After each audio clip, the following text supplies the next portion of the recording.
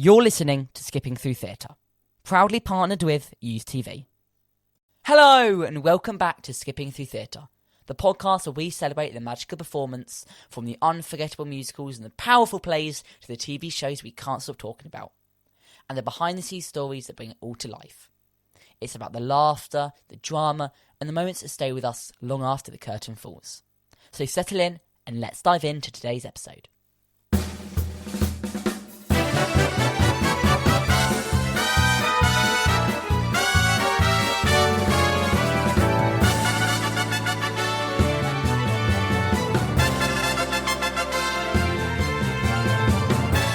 Hello and welcome back to Skipping Through Theatre. I'm Nathan and today we're joined by the wonderful Anne-Marie Wojna. Hi.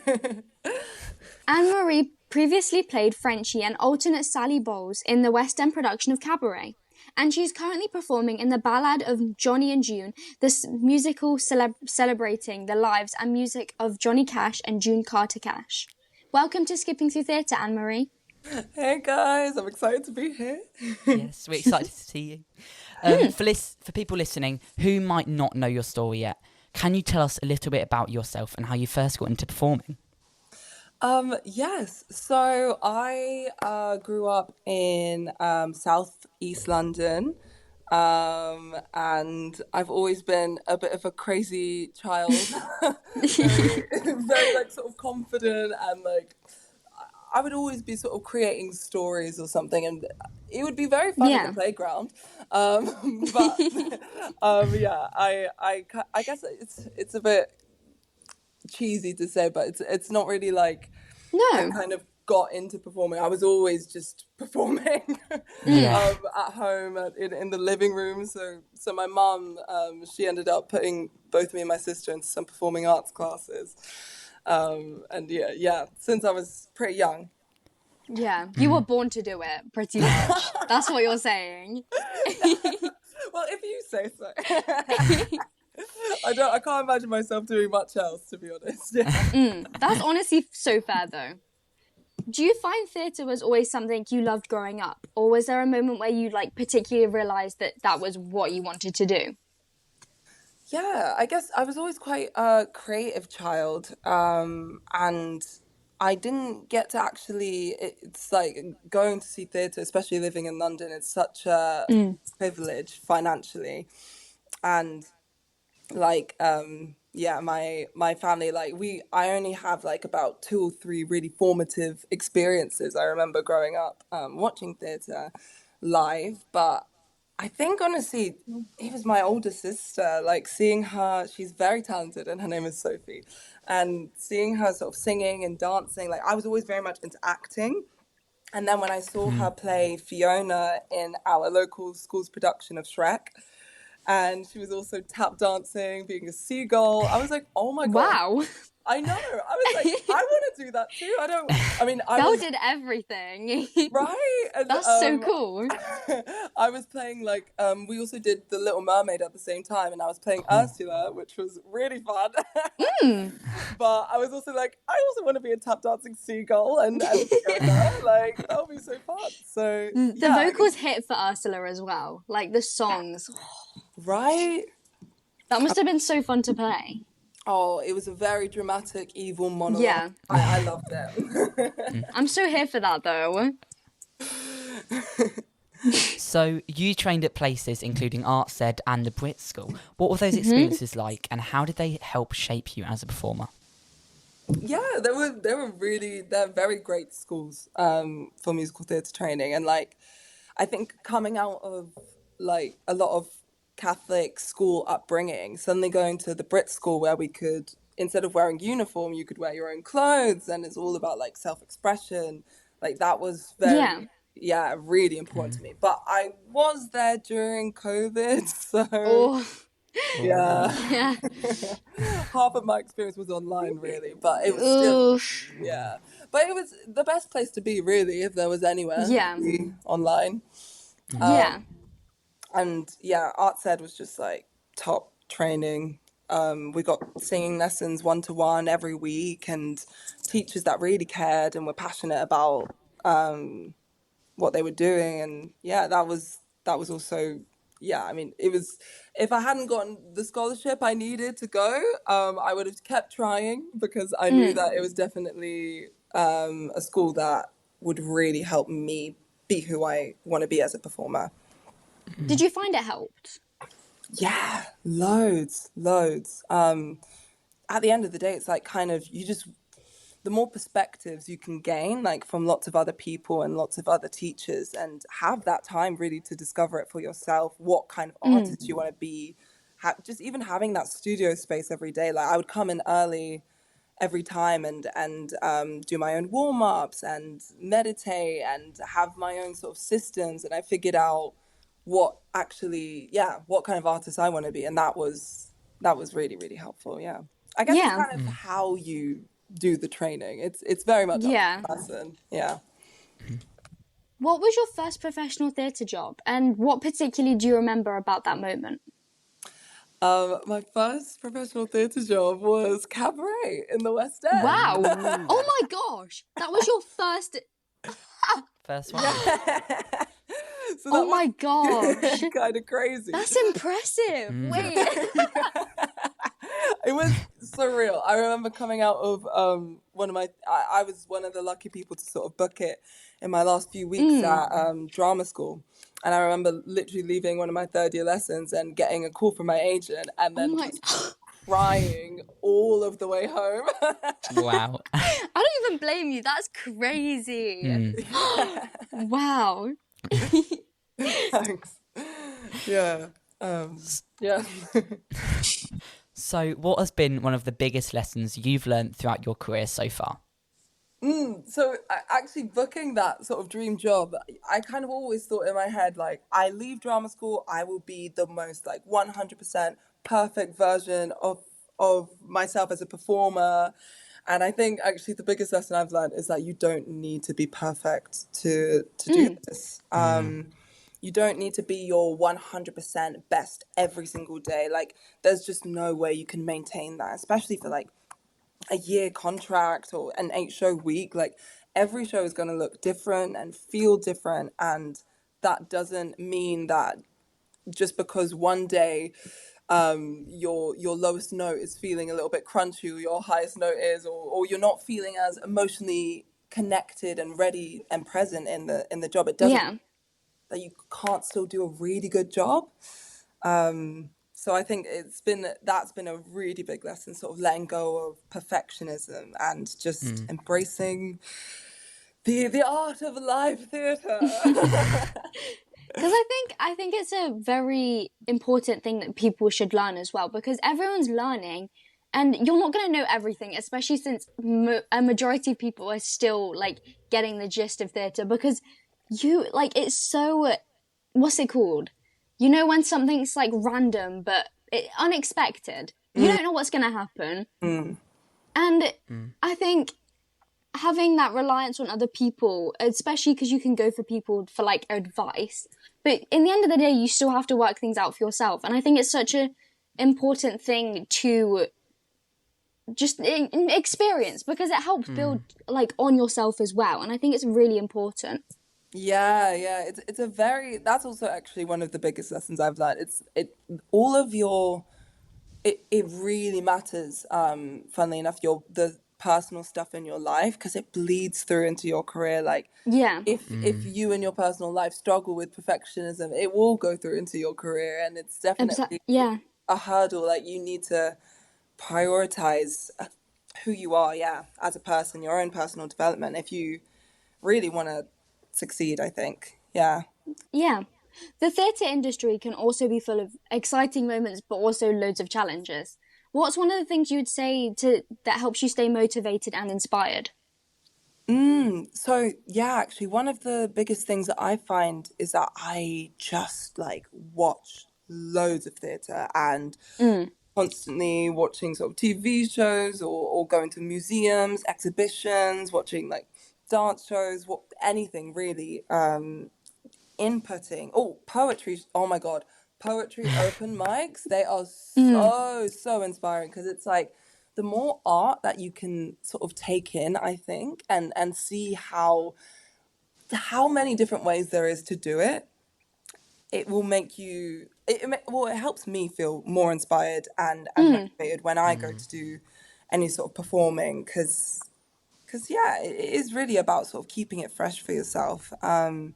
And that is actually, people don't expect it to be one of the biggest challenges, but it's not really about necessarily learning how to do the show or how to perform the role. It's about how to maintain it and Yeah. and keep it alive. And yeah, that's definitely one of the biggest things. I think going and seeing lots of art, that's a big thing.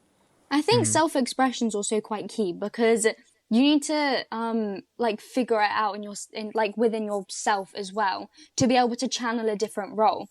And especially because if you're gonna go and be in a role, it's good to know what role you're doing, because if you don't have any like idea of what the character is and what the character plays, it's you're kind of screwed. Oh my God, the research is, I mean, it's also one of my favorite parts, really, because that's where the Yeah, really exciting stuff can happen. You it's can so kind of, interesting. yeah, totally. I think that's such a good point. And I think it's also great to absorb as much advice as you can get, especially like going to poetry open mics, like you said. Like I guess before, lots of them say like absorbing loads of advice. That's like really good for you. It helps you grow as well. So I guess it's that kind of growth mindset. You're always learning, so stay open to that. Yeah. So you were part of the West End production of Cabaret at the Kit Kat Club, playing Frenchie and alternate Sally Bowles. What was it like joining such an iconic show? Oh, it was crazy.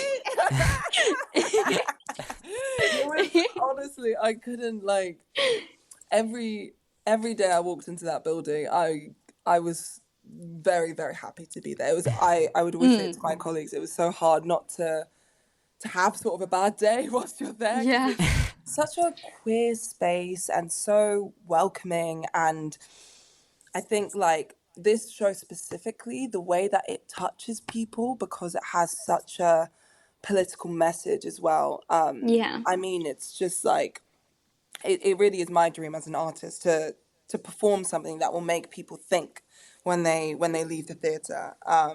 And yeah, I mean, it was also so special knowing that my sister was a part of the original cast. what? Yeah. Oh my gosh, I need to do more research. I'm being such a fangirl. This is crazy. Honestly, guys, it's a crazy I'm in story with awe. us. But yeah, that was definitely like one of the most special. It was almost like we were performing together. But one day, Yeah. hopefully, we will get to actually perform in the same show at the same time. Cabaret is such a unique experience as well, because the audiences are so immersed in the world, especially of the Kit Kat Club. So, what was it like performing in that environment? It was so cool to be in the round. Like, that is one thing that I really miss, because you're just so involved with the audience that they're literally, you could reach out your arm and touch them, like, and that's how they feel too. So them, even like seeing their faces as you perform, I think, yeah, that's a really special experience. I mean, sometimes, our front of house, they did a really good job of making sure people weren't, I guess, inappropriate, because sometimes people can really think that they're in the Kit Kat Club, and you're like, no, don't Like, touch us. Yeah. But at the same time, it's like it's unreal. There's and the way that the whole theatre is redesigned for it's the Kit beautiful. Kat Club, Yeah. it's very, very special. So Frenchie and Sally Bowles are both really interesting characters. What did you enjoy most about bringing these roles to life? Gosh, so Frenchie for me is like very far from who I am as a person. I'm actually quite shy. Really? Yeah. So Really? the idea of sort of being like this big, wild, like confident personality on stage, both Sally and Frenchie, it felt like Yeah. I definitely had to come into an inner child part of myself that was very sort of confident. But it's definitely, that was very challenging but very fun with Frenchie. So playful. And then with Sally Bowles, it was very much like she'd never been played before by a biracial black woman who has my experiences as well. And like, she's been played by so many interesting actors that like, yeah, it's definitely she and knowing that she's also based off a real person, Jean Ross, but knowing the specific role that she plays in this play, which is that she is ignorant and she does have to turn a blind eye to the politics, whereas Jean Ross actually did end up being quite the activist. Like, it's just that there was so much to sort of play from and create a character from. But yeah, the part I enjoyed most was actually bringing my own imagination to it, for sure. How did you approach making the role your own? I actually got given some really good advice in my third year at Arts Ed, which was at the end of the day, any interpretation that you do will always be yours because no one else is you. So it's almost about not overthinking, oh, what is it that I can do that's different to everyone else? Like, you will be doing things different to everyone else, because if you just focus on you and how you see the character and all of that, then it will just come out naturally. So yeah, luckily I was given a lot of space to really do that by the creative team. So that was also beautiful. The director, Rebecca Frecknell, she was very kind. She was like, "You've got your own charm. Like, you don't need to pretend to be this version of Sally Bowles that, you know, lots of other people have done. You can just actually put in a bit of yourself into it." And so that was quite therapeutic too. You also got picked for a reason, so they knew that spark was there. Exactly.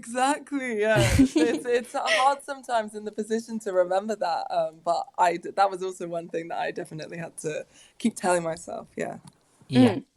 Was there a moment during your time in Cabaret where you stopped and thought, I can't believe I'm doing this? And by the sounds of it, quite a lot of them. Yeah, pretty much. I think one of the craziest moments has to be when I was doing one of our last press nights. Janet Jackson was sat in No way. box, and there's a moment where as the Kit Kat girls, you've got the cloaks on, and then they reveal the cloaks in the first number. And I come out and I do my big position, and boom, Janet Jackson in my face, filming me on her phone. Who's Janet Jackson? Oh my God! Nathan! I don't. What? You don't know? Oh, Who is Janet what, is Jackson? that bad? That's crazy. Oh my God, you need to go and do your Let's research. just forget I said that. Do you not realise the last name? Oh my God. Oh yeah, maybe I do actually. That's criminal. Oh my gosh. Yeah. Nathan. She is an icon, so you got to do your research. But I will. that was definitely a surreal moment. And actually, it was crazy. But there was one unscheduled Sally show where I was on last minute sort of to cover, and Eddie Redmayne was in the audience. What? And I couldn't believe The celebrities are like piling up here. Honestly, it is that way with Cabaret. But the more important reason why it was like so full circle was that he worked with my sister in that first sort of original production of it. So, original cast of it. So it was really cool to see him afterwards, and he was like, "I can't believe I saw Sophie's sister, Sally Bowles." Like it was crazy. Yeah. You're now performing in the Ballad of Johnny and June, the Johnny Cash musical. How did it feel moving from Cabaret into this production? Yeah, I mean, the shows are very, very different. So it's actually quite refreshing. This is a tour as well. So it's like my job responsibilities are quite different as well as being a dance captain. So it definitely feels like I'm stepping into this career being like, oh yeah, like look at me, yeah, I can do loads of things, which is really fun. But it's also a very different audience, and it's a jukebox musical, so lots of people are coming because they love the music. So that's also very special to watch and see in the audiences. Yeah. Great. Is there anything you wish you'd know when you were first starting out? I think, honestly, this career is a lot more than just the singing and the dancing and the acting. Yeah. Stamina. That's Yeah. that's what I would say. God, yeah. Stamina, like, I really struggled with injuries, honestly, at my job Oh, at no. Cabaret. And yeah, it's very hard to know exactly how to take care of yourself until you're in those situations. Yeah. I think, actually, I kind of wish I'd known how much more the job is also about, like, the everyday maintenance and the everyday, like, the people that you're spending time with at work, and how to sort of, like, create that work environment where you can have a life actually outside of it. That is also a Yeah. huge part to staying happy and motivated during the jobs. Because if you make the whole show your life, then you will burn out very quickly. Yeah. Yeah. So I wish I'd kind of known that a little bit more, so I was a bit more prepared. But it's definitely been a very, very important lesson to learn. Yeah. So it's now time for our quick fire round. Ooh. Okay, are we ready? Drum roll. Drum roll, please. Okay.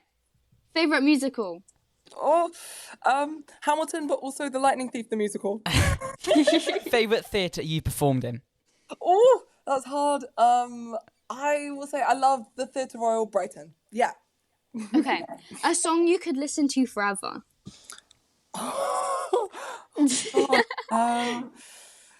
Next to Me by Imagine Dragons. I love that song. Yeah. A show everyone should see at least once. Cabaret. A dream role you'd love to play? Eurydice in Hadestown, but I also think my dream role hasn't been made yet. So I'm waiting. Okay. One word to describe your theatre journey so far. Exciting. Yeah. Yeah. Anne-Marie, thank you so much for joining us on Skipping Through Theatre. It's been amazing hearing about your journey, your time in Cabaret, and your current role in the Ballad of Johnny and Jean. Thanks. Thank you so much for chatting with us. Yes. Thank you. Thanks for having me. And thank you so much for everyone listening. Make sure you follow Skipping Through Theatre on social media or wherever you get your podcasts. We'll see you next time. Bye.